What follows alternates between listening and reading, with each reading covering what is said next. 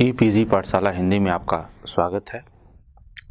मैं गजेंद्र पाठक, हिंदी विभाग, हैदराबाद विश्वविद्यालय, आज आपके बीच उपस्थित हूँ। आज हम मध्यकालीन काव्य भाग 2 के अंतर्गत तुलसीदास की काव्य भाषा और काव्य रूप विषय का अध्ययन करेंगे। इस पाठ के अध्ययन के उपरांत आप तुलसीदास के भाषा संबंधी विचार जान पाएंगे, उनकी भाषा की विशेषता समझ सकेंगे और तुलसी द्वारा प्रयुक्त विविध काव्य रूपों से भी परिचित हो सकेंगे। जैसा कि हम सब जानते हैं कि तुलसीदास भाव और भाषा दोनों क्षेत्रों में हिंदी के अद्वितीय कवि हैं। उन्होंने भक्ति काल के दौर में प्रचलित दोनों भाषाओं में अपनी रचनाएं की। जहाँ अवधी में रामचरितमानस की रचना की, वहीं कृष्ण गीतावली ब्रज भाषा में। उनके यहाँ अवधी और ब्रज भाषा के पूर्वी और पश्चिमी दोनों रूप पाए जाते हैं। कवि ने भाव के दृष्टिकोण से भाषा का विवेकपूर्ण प्रयोग किया है। विभिन्न भाषाओं के शब्दों, रूपकों, छंदों का प्रयोग, मुहावरों एवं कहावतों का प्रयोग एवं उचित व्याकरण व्यवस्था उनके साहित्य लेखन की एक धुरी है। तुलसीदास की काव्य भाषा पर विचार करते हुए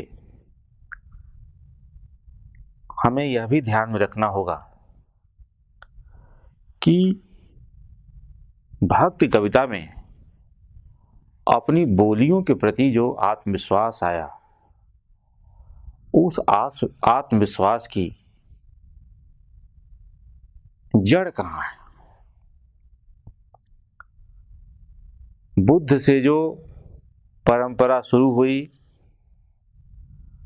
संस्कृत के विरोध की, और जनता की बोलियों में जो आत्मविश्वास आया, उसका एक सीधा प्रमाण अमीर खुसरो की रचना में दिखाई पड़ता है। अमीर खुसरो की एक फारसी रचना में भारत की तमाम साहित्यिक बोलियों का, भाषाओं का परिचय है। संस्कृत का स्थान सबसे आखिर में है। लिखा है खुसरो ने कि संस्कृत भाषा भी भारत की एक ऐसी भाषा है जिसमें बहुत महत्वपूर्ण लिखा गया है। मैं उसके महत्व को कम करके नहीं देख रहा हूं, लेकिन मैं बहुत दुख के साथ कह रहा हूं कि एक जाति विशेष तक सीमित होने के कारण वह भाषा सीमित हो गई है। तुलसीदास के रामचरितमानस को अगर आप देखें तो आप महसूस करेंगे कि उन्होंने सभी अध्यायों की शुरुआत संस्कृत में की है, और संस्कृत भी कितनी मजबूत संस्कृत, उनके समकालीन संस्कृत के रचनाकारों से तुलसीदास के संस्कृत की आप तुलना कर सकते हैं। लगता है तुलसीदास के संस्कृत को देखकर कि चाहते तो संस्कृत में भी लिख सकते थे, लेकिन नहीं लिखा। तुलसीदास संस्कृत को छोड़कर अगर अवधी में आते हैं तो इसका एक ठोस सामाजिक संदेश है, और इस सामाजिक संदेश का सीधा संबंध भक्ति आंदोलन और भक्ति आंदोलन से निर्मित लोक जागरण की संस्कृति से है। रामविलास जी जब नवजागरण पर बात कर रहे थे तो नवजागरण की परंपरा के क्रम में उन्हें भक्ति कविता याद आई, और इसीलिए उन्होंने लोक जागरण और नवजागरण के बीच एक तार खींचने का काम किया। नवजागरण में भी अंग्रेजी के खिलाफ भारतीय भाषाओं के महत्व को पहचाना गया। लोक जागरण में भी संस्कृत के खिलाफ भारतीय बोलियों के महत्व को पहचाना गया था। तुलसीदास की भाषा पर विचार करने के क्रम में हमें इस बात को ध्यान में रखना होगा। तुलसीदास की काव्य भाषा पर बात करने से पहले हमें उस भाषाई संस्कृति पर, उस भाषिक चेतना पर भी विचार करना होगा जिसमें संस्कृत के विरोध के साथ साथ बोलियों के पक्ष में एक सामान्य सहमति बन चुकी थी। संस्कृत को कुएं का जल और भाखा को बहता नीर सिद्ध किया जा चुका था। कविता के संसार में तुलसीदास के प्रवेश के समय मलिक मोहम्मद जायसी के जरिए अवधी और सूरदास के जरिए ब्रजभाषा के दो पथ तैयार हो चुके थे। अवधि में जो काम कर रहे थे उसके पीछे उनकी एक परंपरा थी। मुल्ला दाऊद का चंदायन था, पूरी सूफी काव्य परंपरा थी। सूरदास के सामने एक दूसरी समस्या थी। आप याद करें आचार्य रामचंद्र शुक्ल के हिंदी साहित्य के इतिहास को। शुक्ल जी जब सूरदास के साहित्य पर विचार करते हैं, सूरदास की कविताओं पर विचार करते हैं, तो उन्हें एक बहुत बड़ी असमंजस का सामना करना पड़ता है। ऐसा कैसे होगा कि कोई कवि भाषा में किसी एक नई भाषा में आए और सूरदास हो जाए। कोई परंपरा उन्हें दिखाई नहीं पड़ती सूरदास के पहले की साहित्यिक परंपरा ब्रजभाषा की। तो सूरदास के अंतर वस्तु को लेकर तो वे विद्यापति के पास जाते हैं। उस विद्यापति के पास जिसे वे फुटकल खाते में डाल चुके थे, और उन्हें लगता है कि जो मुरझाया हुआ मन था मिथिला का, वही मुरझाया होगा मन ब्रजभूमि में है। इसलिए अगर मिथिला को विद्यापति की जरूरत है तो ब्रजभूमि को सूरदास की जरूरत है। ये तो सूरदास की कविता के अंतर्वस्तु हुई। लेकिन सूरदास की ब्रजभाषा की तलाश में आचार्य शुक्ल महाराष्ट्र की यात्रा करते हैं और मराठी के संत कवियों की ब्रजभाषा के पास जाते हैं, और मराठी संत कवियों की ब्रजभाषा को ही सूरदास की कविता का पूर्वज मानते हैं, सूरदास की कविता की पुरखा भाषा मानते हैं। महाराष्ट्र से ब्रजभाषा सूरदास के पास पहुंचती है। भाषाएं कहां से कहां जा सकती हैं, क्या कर सकती हैं, इसको समझने के लिए भी हमें भक्ति काव्य की भाषा के पास जाना होगा। बहरहाल तुलसीदास के सामने एक तरफ जायसी थे तो दूसरी तरफ सूरदास थे। दोनों अपनी रचनाओं का जनता से प्रत्यक्ष साक्षात्कार करने के लिए तुलसीदास ने भी लोक भाषा का चयन किया। हालांकि उन्होंने विद्वत समाज की उपेक्षा नहीं की, संस्कृत का प्रयोग मंगलाचरण में करते रहे। भक्ति आंदोलन की सफलता का बड़ा कारण कवियों द्वारा लोक भाषा का चयन भी था। तुलसी भी इसी भाषा के आग्रही थे। भाषा में पांडित्य का बहुधा प्रदर्शन उन्हें काम में नहीं था, इसलिए बार बार अपने कवित्व विवेक पर प्रश्न चिन्ह भी खड़ा करते हैं। कवित्व विवेक एक नहीं मोरे, सत्य कहूं लिख कागज कोय। कविता मुझे नहीं आती, कविता का विवेक मेरे पास नहीं है, चाहिए तो मैं सादे कागज पर लिख कर देने को तैयार हूं। कवि न हूं नहीं वचन प्रवीणु, सकल कला सब विद्याहीनु। किंवदंती है कि आचार्य केशवदास तुलसीदास से मिलने पहुंचे। अब यह किंवदंती ही है, सच क्या है ये हम नहीं जानते। केशवदास को यह महसूस हुआ कि तुलसीदास उनके महत्व को पहचान नहीं पा रहे हैं, और उन्होंने इसको एक चुनौती के रूप में लिया और रामचरितमानस का जवाब देने के लिए उन्होंने केशव चंद्रिका लिखी। रामचरितमानस और केशव चंद्रिका दोनों के बीच तुलनात्मक अध्ययन करके देखें तो जो निष्कर्ष आप पाएंगे उस पर आज चर्चा करने के लिए हम करने की स्थिति में नहीं है, वो उद्देश्य भी नहीं है, लेकिन यहाँ पर मैं आपका ध्यान भक्ति कविता की एक विशेष प्रवृत्ति की ओर आकृष्ट करना चाहूंगा, और वह है विनम्रता। रीति काव्य में, रीति कविता में जो एक बड़बोलापन दिखाई पड़ता है, उसके प्रतिपक्ष में भक्ति काल के प्राय सभी कवि विनम्र हैं। लिखते हैं तुलसीदास जी, कवि न हो नहीं वचन प्रवीणु, सकल कला सब विद्या हेनु। मुझे कुछ नहीं आता है। तुलसी का यह कथन उनके कविता संबंधी विवेक को नहीं दर्शाता, बल्कि उनके आत्मगोपन की, उनकी विनम्रता की प्रवृत्ति को दिखाता है। भाषा में वो सहजता के आग्रही हैं।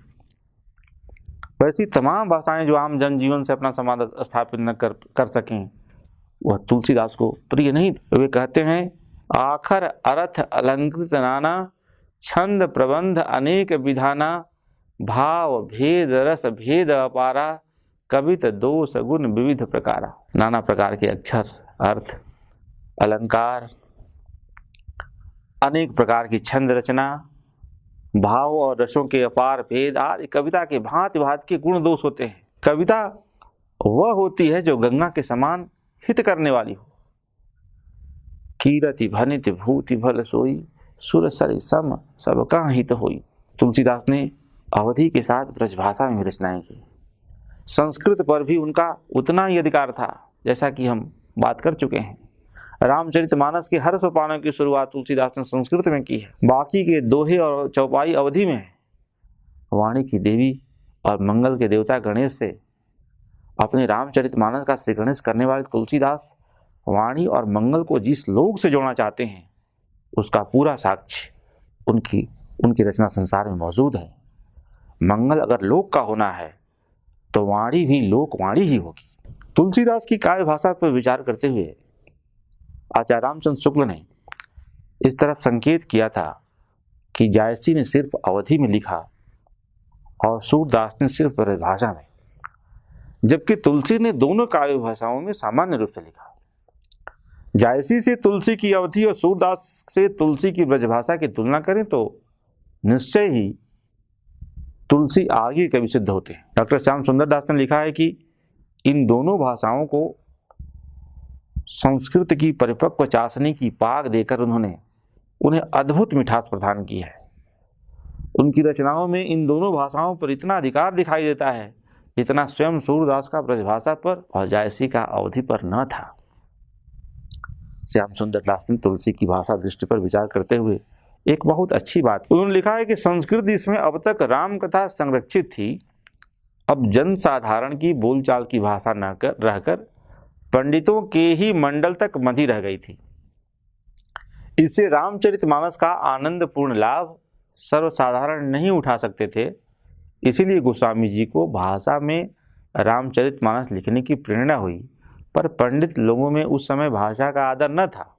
भाषा कविता की वे हंसी उड़ाते थे। भाषा भनित मोरमति थोरी भोरी, हंसीबे जोग हंसे नहीं खोई। परंतु गोस्वामी जी ने उनकी हंसी की कोई परवाह नहीं की, क्योंकि वे जानते थे कि वही वस्तु मानास्पद है जो उपयोगी भी हो। जो किसी के काम ना आए उसका मूल्य ही क्या। तुलसीदास ने गीतावली, विनय पत्रिका और कवितावली का अधिकांश ब्रजभाषा में लिखा, जो फुटकल छंदों की रचना है। ब्रजभाषा में महाकाव्य की परंपरा नहीं थी। जब रामचरितमानस जैसा प्रबंध काव्य लिखने बैठे तो उन्होंने 3 कारणों से अवधि का चुनाव किया। एक तो वह उनकी अपनी मातृभाषा थी, दूसरी यह कि उनके काव्य नायक राम की अयोध्या भी अवधि क्षेत्र था। तीसरा कारण यह कि अवधि में सूफी कवियों ने प्रबंध काव्य की परंपरा का विधिवत विकास कर लिया था। तुलसीदास के 30 वर्ष पहले जायसी पद्मावत लिख चुके थे। तुलसीदास के काव्य में शब्द चयन पर विचार करें। हमें यह देखकर अच्छा लगता है कि अनेक आचार्यों ने उनके शब्द चयन में सावधानी की सराहना की है। आचार्य शुक्ल ने उनकी अवधि में चित्रकूट और अयोध्या के आसपास की बोलियों में प्रयुक्त शब्दों के आधार पर उनके जन्म स्थान संबंधी विवाद का समाधान किया है। इसके अलावा तुलसी की जो दूसरी विशेषता है वह दूसरी भाषाओं के शब्दों के उदार उपयोग से जुड़ी है। ब्रज और अवधी के अलावा बुंदेलखंडी, भोजपुरी और यहाँ तक कि अरबी फारसी के शब्दों का प्रयोग भी तुलसीदास के यहाँ मिलता है। एक बड़े हृदय का कवि ही भाषा के संसार में सम्मिश्रण की सांस्कृतिक शक्ति को स्वीकार करता है। जीवन और जीवन से जुड़ी हुई भाषा ही यह बोध पैदा कर सकती है कि सरल कवित कीरति विमल सोई आदर ही सुजान। सरल कविता ही श्रेयस्कर होती है और यह सरलता जीवन में प्रचलित शब्दों के उपयोग से ही संभव है। कबीर को आप याद करें, सहज सहज सब कोई कहे, सहज न चिन्ह को। भक्ति कविता जिस सहजता के रास्ते पर चल रही थी उसमें सहज शब्दों का चयन भक्ति आंदोलन द्वारा निर्मित भाषाई संस्कृति का एक दूसरा प्रमाण है। शब्द चयन में तुलसीदास किसी शुद्धता ग्रंथि के शिकार नहीं दिखाई पड़ते। हिंदी में हम सब जानते हैं कि नाटकों की परंपरा का घनघोर अकाल है। हिंदी में नाटक भारतेंद्र युग में शुरू होते हैं, लेकिन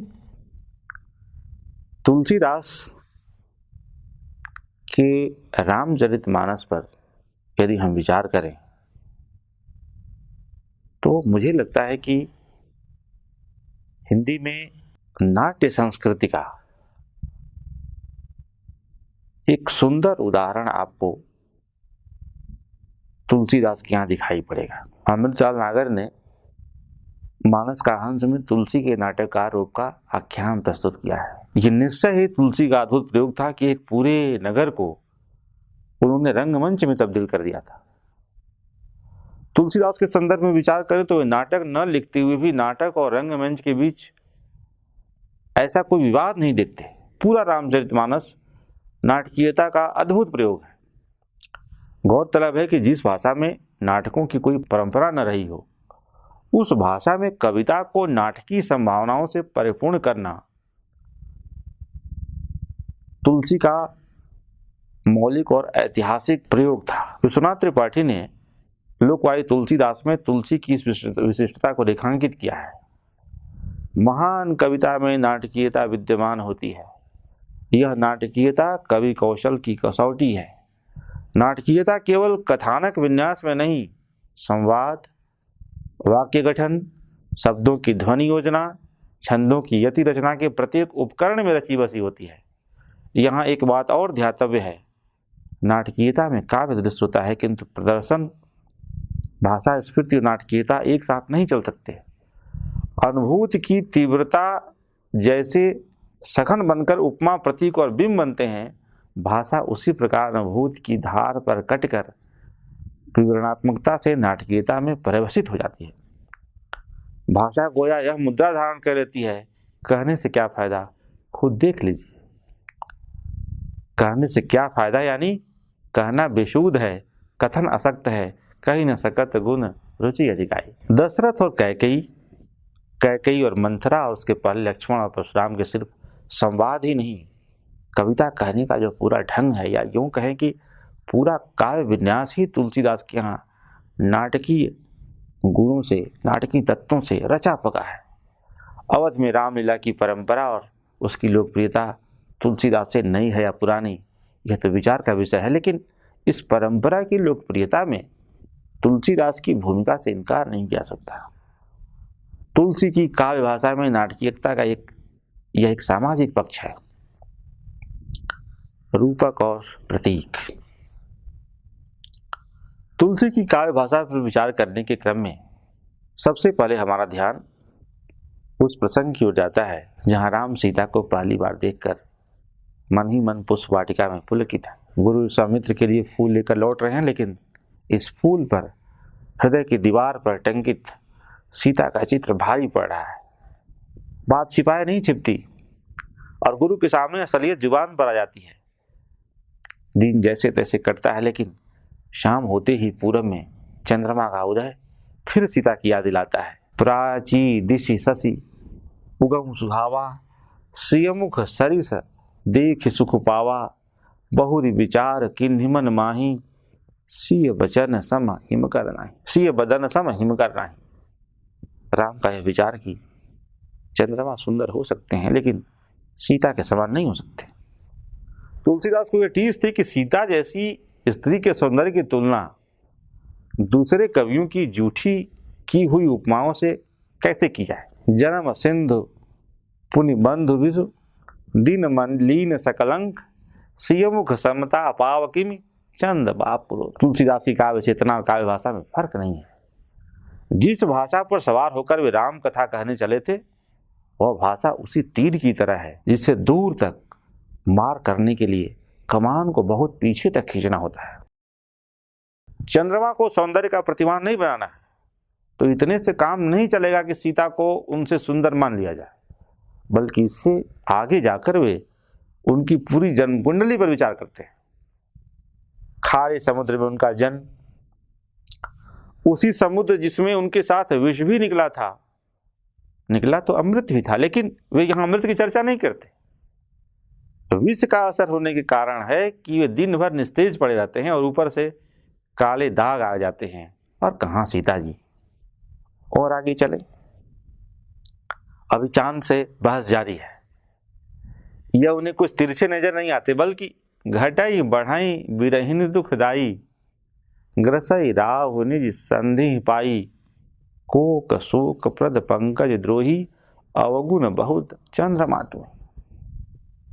ये चंद्रमा इतने लाचार और गुणहीन ही नहीं, अवगुण संपन्न लगते हैं। उनका बराबर घटना बढ़ना, विरहिणी स्त्रियों को दुख देने वाला उनका रूप, चकवे को दुखी करने वाला उनका रूप और कमल को मुरझाने वाला रूप, ये सब मिलकर चंद्रमा का चरित्र प्रमाण पत्र प्रस्तुत ऐसे करते हैं जिसको अनुशंसित और अग्रसारित करने का साहस शायद ही कोई कर सके। तुलसीदास के राम ही जब यह कह रहे हैं तो किसी दूसरे का निहोरा करने की क्या जरूरत। तुलसीदास ने राम चंद्रमा प्रसंग में एक नए प्रेमी के मनोविज्ञान को समझने का प्रयास किया है। जहां धरती से कम आकाश में ज्यादा दिलचस्पी पैदा हो जाती है, साथ ही एक अद्भुत प्रयोग भी किया है। रात के अंधकार में तुलसी की दिलचस्पी शायद कम है। यही कारण है कि निराला जब राम की शक्ति पूजा लिखते हुए तुलसीदास से लोहा लेने का साहस करते हैं तब शुरुआत ही रवि के अस्त हो जाने से करते हैं। तुलसी के राम रात भर चंद्रमा से लड़ते रहे, उन्हें उनकी हैसियत का एहसास कराते रहे, लेकिन जैसे ही रात बीतती है वैसे ही पुनः अरुणोदय सकुचे कुमुद उडगन ज्योति मलिन। एक अरुणोदय से रात का सारा श्रृंगार जो राम के लिए किसी यातना से कम नहीं था वह ठप पड़ गया, झूठा पड़ गया। तुलसी की काव्य भाषा का यह चमत्कार उनकी रीति विरोधी चेतना का परिणाम है। रात के बहादुर और बात के बहादुर दोनों तुलसी के लिए एक हैं। नृपसभ नखत करहीं उजियारी, टार न सकहीं चापतम भारी। दूसरों की चमक से चमकने वाले बलशाली और दूसरों की बातों से चकित करने वाले ज्ञानी एक जैसे होते हैं। तुलसी की काव्य भाषा की बनावट और बुनावट दोनों में प्रतीकों के गूढ़ और गंभीर अर्थ हैं। राम चंद्रमा के साथ नहीं है, सूर्य के साथ है। वैसे भी वे सूर्यवंशी हैं। सूर्य के साथ उनका याराना तब भी प्रकट होता है जब सीता अपने जीवन के सबसे कठिन क्षण रावण द्वारा अपहरण के समय राम को याद करती हैं। आरति हरण शरण सुखदायक, हा रघुकुल सरोज दिनायक। कमल और सूर्य भारत के लिए विशेष अर्थ रखते हैं। इन दोनों प्रतीकों को राम के साथ जोड़ने के लिए तुलसी ने जिस तरह के प्रयोग किए हैं वह सिर्फ वही कर सकते। सीता के अपहरण के बाद रामचरितमानस में राम जब साधारण मनुष्य की तरह विलाप कर रहे हैं तब गोदावरी के तट पर सुंदरता के अन्य प्रतीकों के साथ चंद्रमा भी राम की प्रशंसा सुन रहे हैं। इस प्रशंसा का कारण यह है कि जब तक उनके साथ सीता जैसा सौंदर्य था तब उसका महत्व कम था। आज जब सीता नहीं है तब उन्हें जश्न मनाने का अवसर मिला है। तुलसीदास की प्रतीक योजना की बहुस्तरीयता के साथ कथानक में नाटकीयता को जोड़कर देखने पर हम चकित हुए बिना नहीं रह सकते। तुलसीदास की काव्य भाषा की जिस महत्वपूर्ण विशेषता की ओर आचार्य शुक्ल ने हमारा ध्यान आकृष्ट किया था वह विशेषता थी उनकी प्रसंगानुकूल भाषा। शुक्ल जी ने लिखा है कि रसों के अनुकूल कोमल कठोर पदों की योजना तो निर्दिष्ट रूढ़ ही है। उसके अतिरिक्त गोस्वामी जी ने इस बात का भी ध्यान रखा है कि किस स्थल पर विद्वानों या शिक्षितों की संस्कृत मिश्रित भाषा रखनी चाहिए और किस स्थल पर ठेठ बोली। घरेलू प्रसंग समझकर कैकेयी और मंथरा के संवाद में उन्होंने ठेठ बोली और स्त्रियों में विशेष चलते प्रयोगों का व्यवहार किया है। हिंदी को प्रौढ़ साहित्यिक भाषा बनाने का श्रेय आचार्य शुक्ल ने तुलसी को समर्पित किया है। इस साहित्यिक भाषा में जिस सादगी और मर्यादा का निर्वाह हुआ है उसमें अलंकारों का, छंदों का, शब्द शक्तियों का व्यावहारिक और आवश्यक उपयोग ध्यान देने लायक है। इनका उपयोग तुलसीदास ने चमत्कार और प्रदर्शन के लिए नहीं किया है। आचार्य शुक्ल ने लिखा है कि उनकी साहित्य मर्मज्ञता, भावुकता और गंभीरता के संबंध में इतना और जान लेना भी आवश्यक है कि उन्होंने रचना नैपुण्य का भद्दा प्रदर्शन नहीं किया है और न शब्द चमत्कार आदि के खिलवाड़ों में वो फंसे हैं। अलंकारों की योजना उन्होंने ऐसे मार्मिक ढंग से की है कि वे सर्वत्र भावों या तथ्यों की व्यंजना को प्रस्फुटित करते हुए पाए जाते हैं, अपनी अलग चमक तक दमक दिखाते हुए नहीं। कहीं कहीं लंबे लंबे रूपक बांधने में अवश्य उन्होंने एक भद्दी परंपरा का अनुसरण किया है। आचार्य शुक्ल ने तुलसीदास के कमजोर पक्षों को भी उद्घाटित किया है। अवधी और ब्रजभाषा पर तुलसीदास के समान अधिकार की चर्चा करते हुए आचार्य शुक्ल की टिप्पणी पढ़े बगैर तुलसी की काव्य भाषा पर कोई बात पूरी नहीं होती। साहित्य के इतिहास में उन्होंने लिखा है, तुलसीदास जी की रचना विधान की सबसे बड़ी विशेषता यह है कि वे अपनी सर्वतोमुखी प्रतिभा के बल से सौंदर्य की पराकाष्ठा अपनी दिव्य वाणी में दिखाकर साहित्य क्षेत्र में प्रथम पद के अधिकारी हुए। हिंदी कविता के प्रेमी मात्र जानते हैं कि उनका ब्रज और अवधी दोनों भाषाओं पर समान अधिकार था। ब्रज भाषा का जो माधुर्य हम सुरसागर में पाते हैं वही माधुर्य और भी संस्कृत रूप में गीतावली और कृष्ण गीतावली में पाते हैं।